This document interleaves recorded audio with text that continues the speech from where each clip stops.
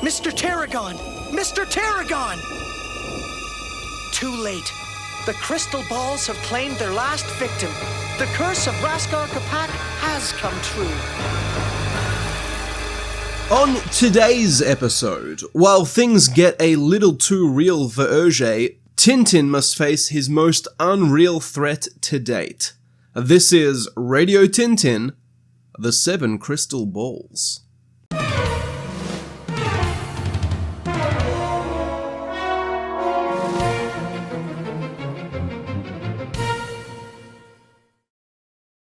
Tintin takes the train to visit his friend Captain Haddock, who has discarded last season's blue sweater naval cap combination for the sophisticated garb of the country gentleman, having acquired his ancestors' chateau at the conclusion of the previous adventure.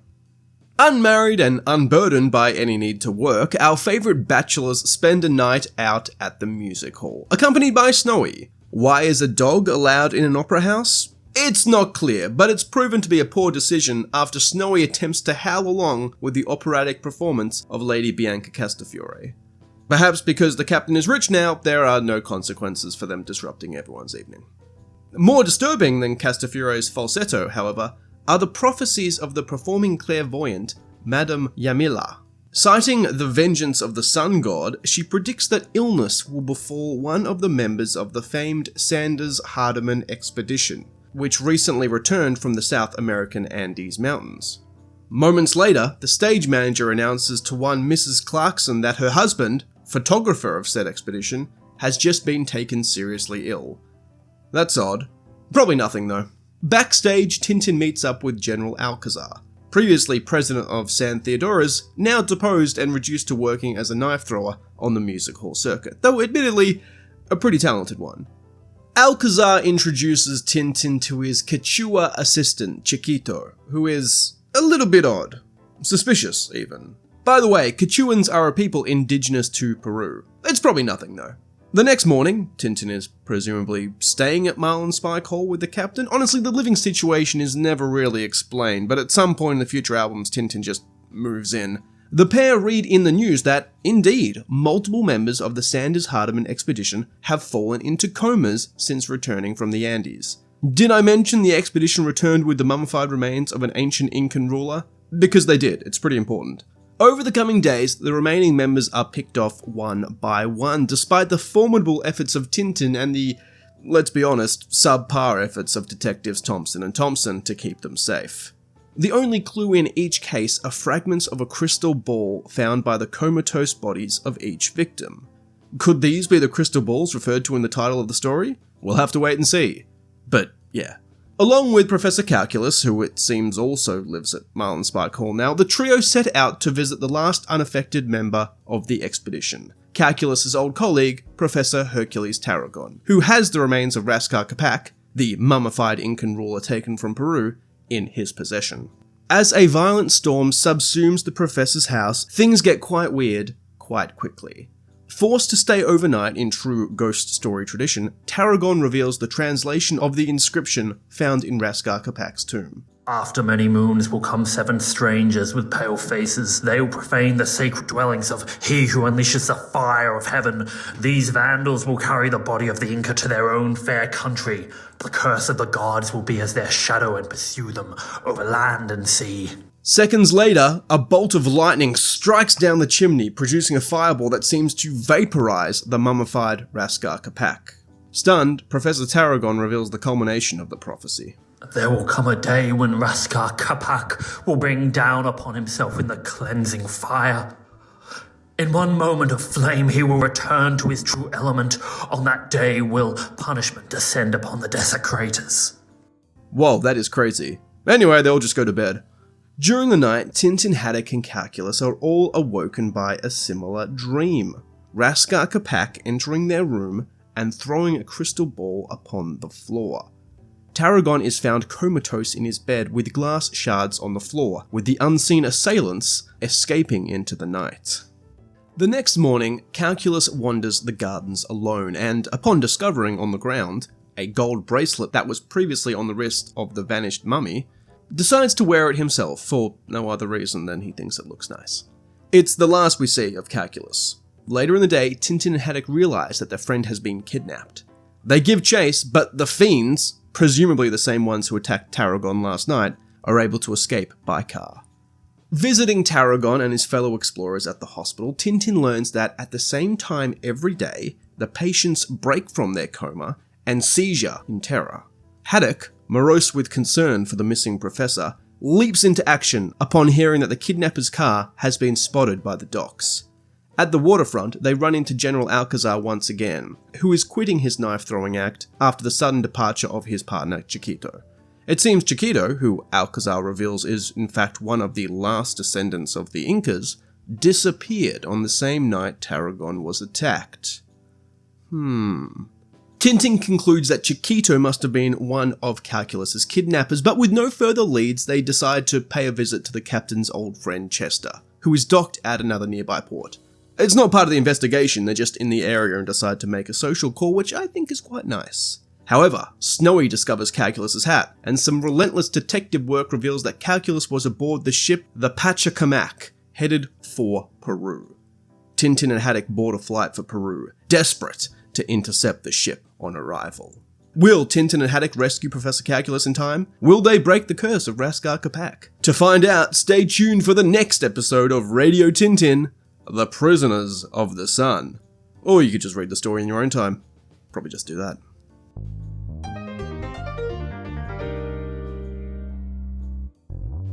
Of the 23 Tintin albums completed by Auger, the 7 Crystal Balls might well have the most troubled history. Serialization began on 16th of December 1943 in the Belgian newspaper Le Soir, at a time in which Belgium was occupied by the Nazis during the Second World War.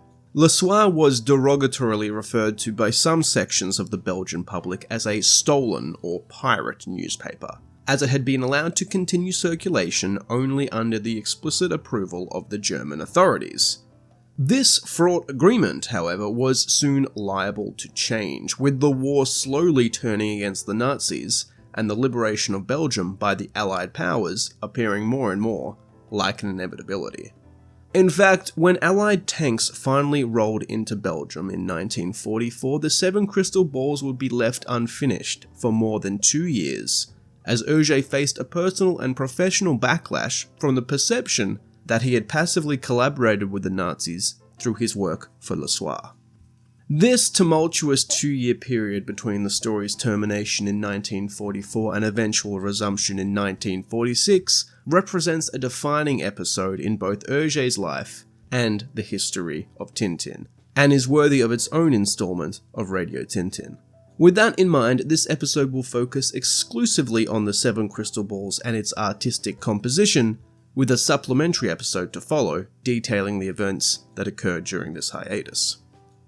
Whether to distract the war-weary Belgian public, or to escape the notice of his German censors, or more than likely both, Auger's Tintin stories for Le Soir were marked by a typical absence of any political themes and a focus on escapist fantasy rather than grounded realism, and the 7 Crystal Balls certainly fits this mold. While Auger had earlier explored Egyptian tomb raiding in 1934's Cigars of the Pharaoh, the 7 Crystal Balls, with a curse befalling those who disturb the tomb of the ancient Incan ruler Raskar Kapak, more directly recalls the real-life excavation of Pharaoh Tutankhamun's tomb by Howard Carter in 1923, and the media frenzy around the supposed Pharaoh's curse that befell members of his expedition. The discovery of this magnificent remnant of an ancient civilization captured the imagination of a European public already predisposed to spiritualism and mysticism as a way to find meaning after enduring the nihilistic devastation of the First World War. When Lord Caravan, the expedition's financier, died from an infection relating to a mosquito bite mere months after the tomb's discovery, it was enough for prominent spiritualists like Sir Arthur Conan Doyle to conclude that an ancient curse was at work. It was a theory that undoubtedly sold many newspapers, but overlooked the fact that of the 58 people present when Tutankhamun's tomb was opened, only 8 of them died within a dozen years of the event. Howard Carter himself, leader of the expedition and thus prime curse fodder, wasn't even one of them. Hergé, sober-minded, Catholic, conservative, wouldn't have made much of stories of ancient curses, but as the creator of Europe's most popular comic adventurer, it was nevertheless an enthralling starting point for a story that would follow the completion of his masterful two-parter, The Secret of the Unicorn and Red Rackham's Treasure. This new story would similarly be a two-parter and following a similar setup. Just as Secret of the Unicorn has Tintin and the Captain working out the coordinates of the treasure before setting out for an exotic adventure to find it in Red Rackham's Treasure, the Seven Crystal Balls has Tintin and Haddock chasing down the trail of their missing friend before setting out to the faraway land of Peru to rescue him in the succeeding Prisoners of the Sun.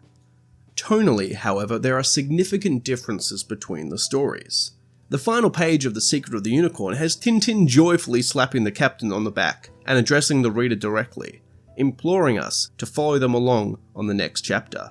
They have managed to wrap up all loose ends and now a treasure hunt awaits. What could be more exciting? Compare this with the ending of The Seven Crystal Balls.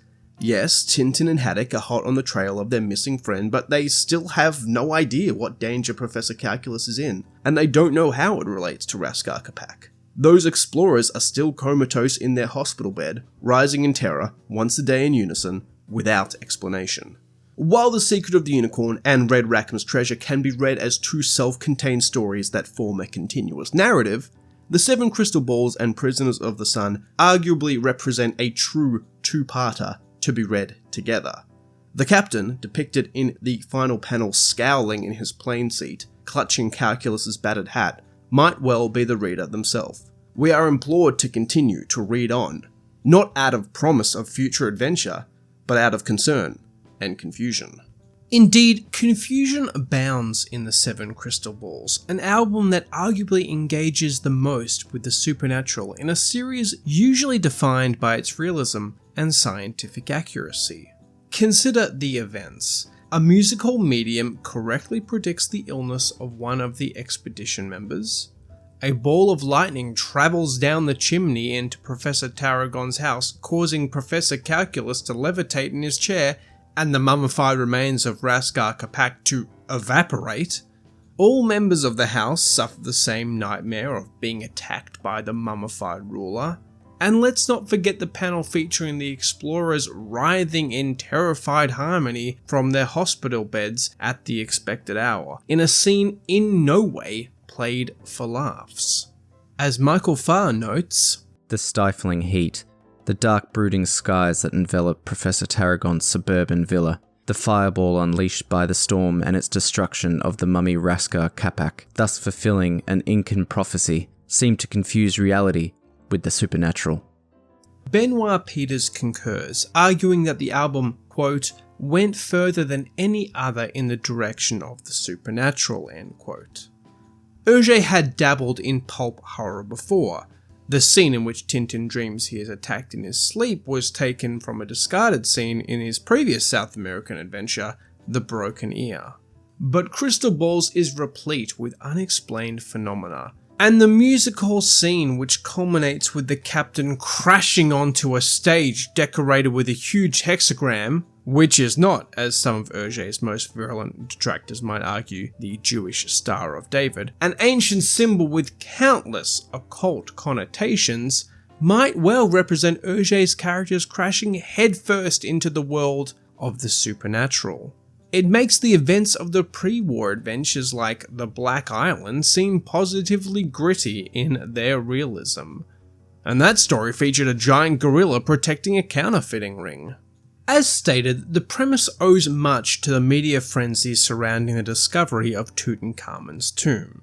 The Incan inspiration will be explored at greater detail in the Radio Tintin episode exploring the Prisoners of the Sun. But the visual inspiration for Raskar Kapak himself comes from research from one of Hergé's most prominent and talented partners. The Seven Crystal Balls marks the first original collaboration between Hergé and Edgar P. Jacobs. It's woefully unjust to regard Jacobs as merely a footnote in the life of Hergé. The comic artist would go on to create the Blake and Mortimer series of albums, today held up in the same pantheon of Franco-Belgian comics as Tintin is. This all lay in the future, however. Edgard Felix Pierre Jacobs was born in Brussels in 1904, 3 years Hergé's senior. A talented artist growing up, Jacobs' first love was always the dramatic arts and opera, and he worked in minor musical roles throughout the 1930s before turning to illustration full-time. Hergé met Jacobs through his friend and creative collaborator Jacques van Malkebecker in early 1941. At the time of their first meeting, Jacobs would claim he wasn't even aware of the existence of the adventures of Tintin, a statement that strains credibility, the equivalent of an American claiming not to have heard of Mickey Mouse. But perhaps all that time at the opera left little opportunity to read comics. Regardless, the two men immediately struck up a friendship. Hergé was quickly taken by his new friend's artistic talent, and when the time came to redraw and recolor his older Tintin albums to fit a 62-page full-color format, he could think of nobody more capable to assist in the task. However, Jacobs harbored ambitions beyond those of a boy reporter he had only recently been made aware of. He could only offer 3 days a week of work at most in response to Hergé's offer of a full-time position, an insufficient commitment if those older Tintin albums were to be redrawn in time to meet the publishers at Casterman's schedule. Nevertheless, the two men remained on excellent terms. Not since his time almost a decade earlier with Chinese painter and sculptor Zhang Zhonren, with whom contact was long lost amidst the chaos of war, had Hergé known someone that could offer personal friendship and intellectual stimulation in equal measure. Perhaps symbolically, he even gifted Jacobs a pair of Chinese paintbrushes he had received from Zhang. Hergé remained persistent and Jacobs eventually relented, beginning his formal professional association with Hergé at the start of 1944. Jacobs would be permitted to continue work on his own projects, though the recolored Tintin albums would remain attributed to Hergé and Hergé alone. Hergé had sentimentally once offered a credit to Zhang for his crucial assistance in crafting the album The Blue Lotus, an offer graciously declined. But these days he was a businessman with a brand to protect. Tintin was his, and his alone. Jacobs' initial responsibilities were recoloring Tintin in the Congo, The Blue Lotus, and King Ottokar's Scepter. His influence on Scepter is most obvious when comparing the original and coloured versions. The royal guards of the fictitious Balkan nation Moldavia were, in the original, clearly modelled on British beefeaters, until Jacobs made them more evocative of their supposed real-world location. Similarly, the previously blank walls of the Clow Palace are now blazoned with artistic detail. In place of that credit, Jacobs is visible in the crowd in the album's final scene, along with Hergé and his immediate circle. Under the name E.P. Jacobini, he would make a less flattering cameo as one of the mummified explorers in the redrawn Cigars of the Pharaoh. Either as a paid employee or as a personal friend, it was inevitable that Hergé would consult Jacobs when he began working on his new album, The Seven Crystal Balls. It was Jacobs that was sent to the Musée du Cinquantenaire to research the Inca, and Jacobs that provided the image of an ancient Peruvian mummy that would serve as the model for Raskar Kapak, noting that the original mummy does not sport a terrifying rictus grin like Raskar does. Additionally, Professor Tarragon's house was based by Jacobs on a large suburban house he knew of, an SS garrison building it would later turn out. Whoops. Jacobs would also pose for Hergé to create character models. The memorable image of a dejected Captain Haddock slumped in an armchair in his dressing gown was once Jacobs. His influence on the album might also be more personal. It seems too much of a coincidence that Hergé's collaboration with a former opera singer like Jacobs featured a scene in which Tintin and Haddock endure an operatic performance at the theatre. That opera here is represented by a returning Lady Bianca Castafiore, who wails out her trademark Jewel song with such force that Snowy is compelled to join in, suggests that Jacobs was not able to get his friend to reconsider his distaste of the art form. Reflecting on the album after Hergé's death, Jacobs recalled, "We had a long discussion together to prepare the scenarios for the 7 crystal balls. The energy between us was very good and we could get the ball back and forth together rapidly. I brought numerous elements to the story, in particular the idea of the crystal balls and the title. Hergé had a great sense of humour which meant that any discussion, if it ever had its moments of tension, relaxed immediately. He always saw the funny side of the situation right away and couldn't help pointing it out." Artist Jacques Martin, himself an assistant in the Tintin strips, concurred. When Edgar P. Jacobs worked with Hergé, one could say they rivaled each other in their thoroughness. They were supremely unhurried. Indeed, Benoit Peters argues that the 7 crystal balls represents a graphical break from its predecessors, owing to the lush background details provided by Jacobs' influence. Differences between the two men, both personal and professional, lay in the near future. Jacobs was too ambitious and, truthfully, too talented to dedicate his life to another man's creation for too long. For a brief moment, however, they were perfectly in sync. And while neither man would work with someone as talented as the other for the rest of their respective careers, the 7 crystal balls remains a testament to their short but fruitful partnership.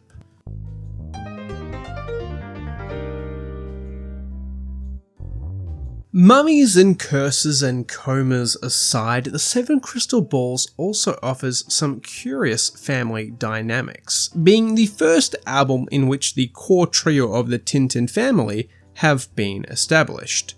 As wholly indispensable as Haddock and Calculus seem now to the canon, it took 9 albums for the Captain to meet Tintin, and 12 before Calculus entered the scene.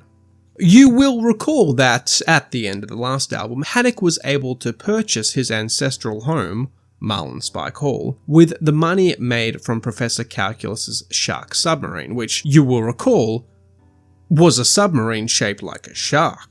Given this stunning act of generosity, it is appropriate that Calculus seems to have moved out of his cramped apartment workshop and into the manor. However, it seems that Tintin has not yet joined them, as he would at an undisclosed point in later books, instead having to take the train to visit the Captain in the book's opening.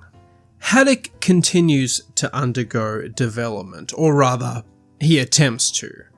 Tintin finds him trying to play the country gentleman role befitting his newfound status, resplendent in a monocle and riding gear.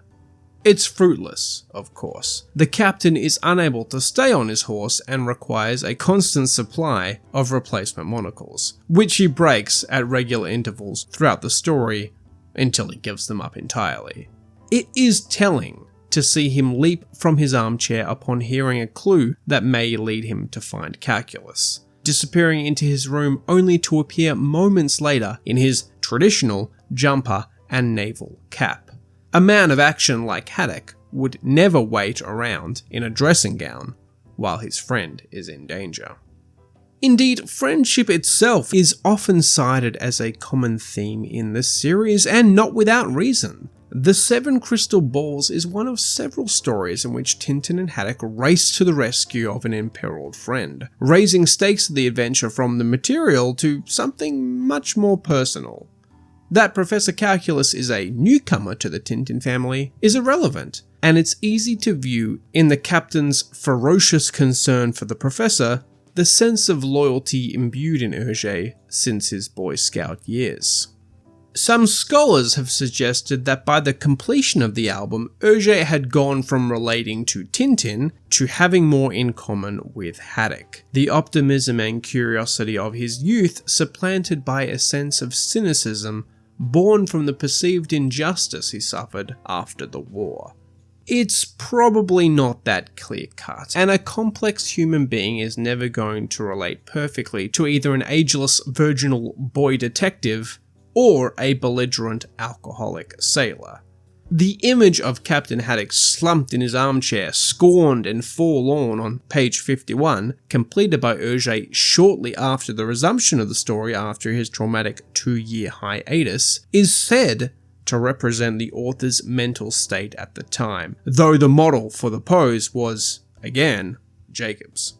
Nestor, Marlinspike's butler, shows adequate deference to his new master and appears to have no hard feelings towards Tintin for wrestling him over a phone in the previous album. Nestor would never have the same emotional or narrative impact on the series as fellow newcomer Professor Calculus, but forcing a proper and proud butler to contend with both bombastic Haddock and eccentric Calculus opens up a new avenue of comedy that Auger would exploit fully in the coming albums. Indeed, it's a testament to Auger's sense of humour, which Jacobs so readily recalled, that what is often deemed the scariest Tintin album never goes too long without a gag, many of which can be attributed to detectives Thompson and Thompson, tasked with protecting the unafflicted members of the expedition and, predictably, failing each time. Having so many regulars for Tintin to interact with continues to serve to undercut the importance of Snowy, and he's a long way from the wry observations he would share with the reader in Tintin's initial adventures. Seriously, go back and read Tintin in the Land of the Soviets or Tintin in the Congo. They really were quite the double act. Nevertheless, he remains a core part of the action, and his canine senses move the plot forward through the discovery of several integral clues. Outside of the core Tintin family, several characters from previous adventures make a reappearance. To briefly skip ahead in the canon, the 1958 album The Red Sea Sharks largely came about as a story that would allow Auger to utilize the many characters, friend and foe alike, that he had created in the decades past. But it seems obvious that Auger was exploring this concept of a shared universe as early as the 7 Crystal Balls. And in the music hall, Tintin encounters not one, but 2 friends from previous travels.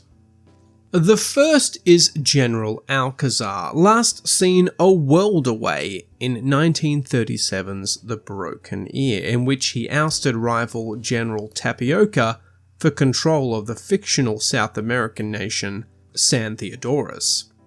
The 7 Crystal Balls sees him reduced to a knife-throwing act under the name Ramon Zarate, having been ousted in turn by General Tapioca, in what would become a recurring plot point throughout the series. The Alcazaaarrr inclusion is a clever one. As a South American, it's not inconceivable that he would come in contact with a Quechua like Chiquito, who in turn is tied to the wrath of Raskar Capac.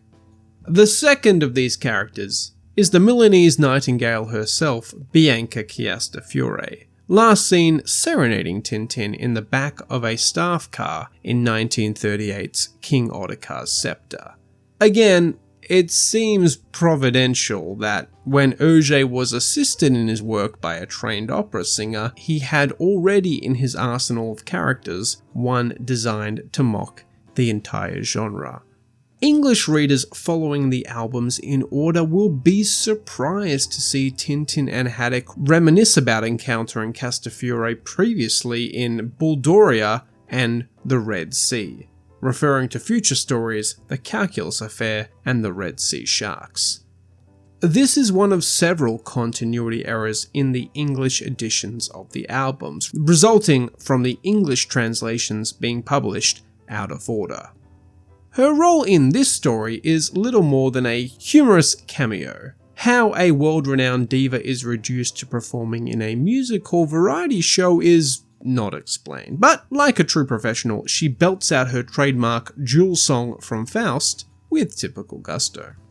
Besides these 2 series mainstays, the fabulously mustached Professor Paul Cantonneur, previously featured as one of the members of Professor Fossil's Arctic expedition in 1942's The Shooting Star, reappears here as a member of the Peru expedition and is one of the scientists afflicted by the curse of Raskar-Kapak for his troubles. Tintin and Haddock also intend to visit Chester, the captain's old Navy buddy, who also appeared in The Shooting Star. And though he never appears, it's another small reference that serves to impress upon the reader the sense of a universe that extends beyond the immediate story. Finally, the pair of street urchins that provide the final clue to the professor's whereabouts bear a striking resemblance to the mischievous Quick and Flupke, stars of their own Auger strips from 1930 to 1941. In the way of new characters, readers are treated to the memorable Professor Hercules Tarragon, an old classmate and colleague of calculus, named Hippolyte Bergamot in the original French. In his introduction of calculus in the previous album, Auger had perfected the absent-minded professor archetype after several attempts, and Tarragon instead represents an entirely different model of a man of science.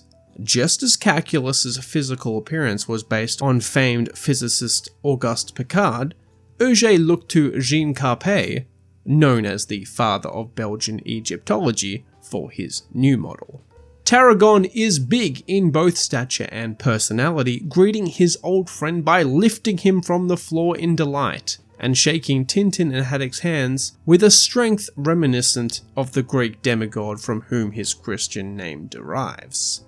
He initially appears unconcerned with the danger posed to him as the final unafflicted member of the expedition, but he quickly succumbs to the same madness as his colleagues. With his combination of physical size, scientific acumen, and good humour, Tarragon certainly makes an impression in his relatively brief appearance, and it's disappointing that Auger never found a use for him in subsequent albums.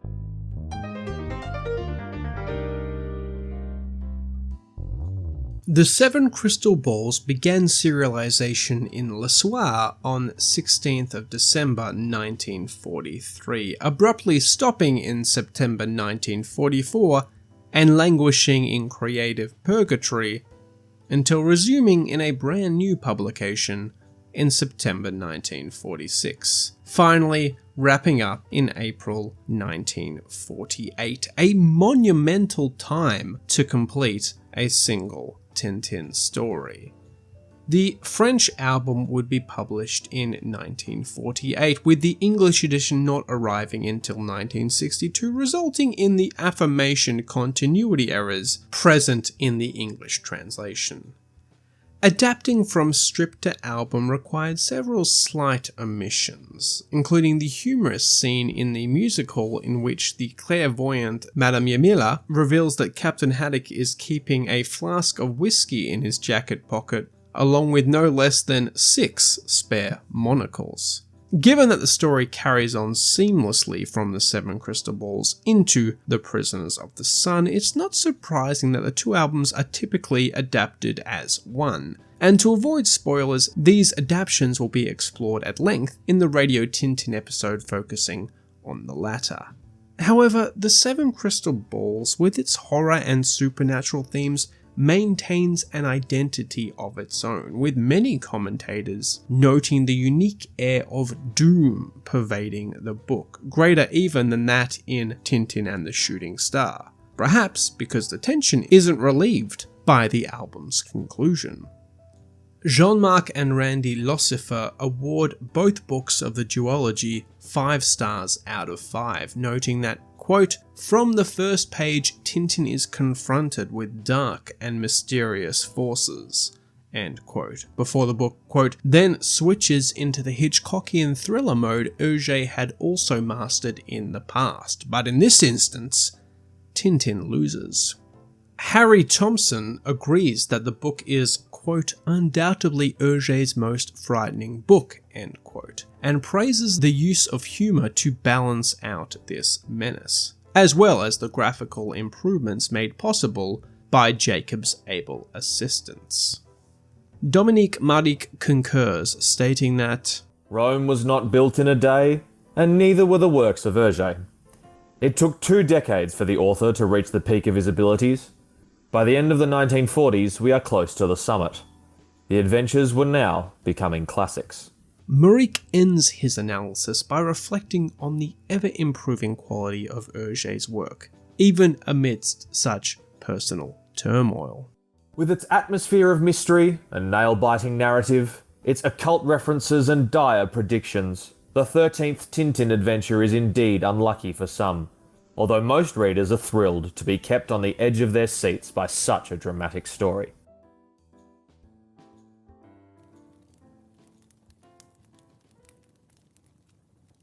I've spoken about this before, but rereading these albums in order, I'm realizing just how many classics that I have slept on, because I always tended to seek out the more obscure, what I deemed to be the less famous Tintin stories, meaning I tended to overlook ones such as Secret of the Unicorn, Red Rackham's Treasure, and Seven Crystal Balls, Prisoners of the Sun. For me, Seven Crystal Balls falls just short because of its format. In contrast to Secret of the Unicorn, which I think can be read and enjoyed independently of its immediate sequel, I don't think that applies to the same extent to the Seven Crystal Balls. To get the most out of it, you really need to read through onto Prisoners of the Sun. And I've got no doubt that both stories would be published in one big volume if Casterman hadn't already determined the standard 62-page format for their albums. By the time you reach the end of Seven Crystal Balls, there's still so many mysteries remaining and threads unresolved that it is somewhat unsatisfying just to read it in isolation by itself. Now, despite this, I think there is so much to love about Crystal Balls, and it really is a unique story in the Tintin canon. We've talked about in this episode at length about the supernatural elements in the story, which lends such a unique atmosphere. It really does create this dreadful atmosphere that is, I think, comparable in the series to the opening act of The Shooting Star, a pervasive sense of doom. And it represents, with this supernatural element, an expansion of the kinds of Tintin adventures that Hergé can explore. Another unique element that I briefly touched on, and it's something I haven't seen discussed as much, is the captain's depiction in the story. So this is the story that comes right after Captain Haddock is returned to his ancestral home. And at the end of Red Rackham's Treasure, he's shown in his formal naval attire, opening Marlinspike Hall for an exhibition, embracing the position in the social hierarchy that this acquisition has enabled. And this new embrace is continued into the Seven Crystal Balls. The captain wears a monocle, he rides horses, he attends the opera. Well, technically it's a music hall variety show, but it's at an opera house. And he's got a very good seat. For almost all of the story, he isn't even depicted in his trademark blue sweater and naval cap. The outfit of Captain Haddock that we all know. But Hergé is sure to let the reader know that it's a charade, and a fruitless charade at that. He can't stay on his horse, he has to carry around a case of spare monocles, and his evening in high society ends with him crashing through the set with a bull's head stuck on his own head. And it's the same formula that makes the Thompsons so funny. The more pretenses the character holds, the funnier it is when they're made a fool out of. And it's not until he gets a clue to the whereabouts of where Professor Calculus is that the real Captain Haddock returns, full of all his bluster and without any of the airs of pretense he's been putting on for the whole story. And though he continues to reside in a magnificent chateau throughout the series, there's no more attempts of him to play the gentleman part. I just think it's an interesting piece of development. By the second half of the Tintin series, the characters are all so well established and set in their ways that there's not really any room for any such experimentation or development. I think one of the early ideas for the unfinished Tintin and Alpha would have had Captain Haddock becoming something of a hippie, growing out his hair and smoking hashish, which does sound interesting and does sound like some serious development, but as it stands, that story was never completed. So as it stands, the Seven Crystal Balls is the Captain's most dramatic and I think most hilarious attempt at reinvention, and when you're a fan who knows the series so well, it's just something fun to see one of the most iconic characters try something else. All that is to say, I love Seven Crystal Balls, even if it comes across as incomplete without its sequel. However, before we follow the trail of Professor Calculus to the jungles and mountains of Peru, we're going to step away from the fantastic dangers faced by Tintin and take a look at Hergé's life in the aftermath of Belgian liberation. Events that, if they turned out only slightly differently, would have completely ended Hergé's career and any chance that we'd be talking about Tintin now. So please, join us next time for Radio Tintin, Liberation, Hergé, and Tintin Magazine. Until then, Tintin heads, this has been Radio Tintin. Thank you for tuning in.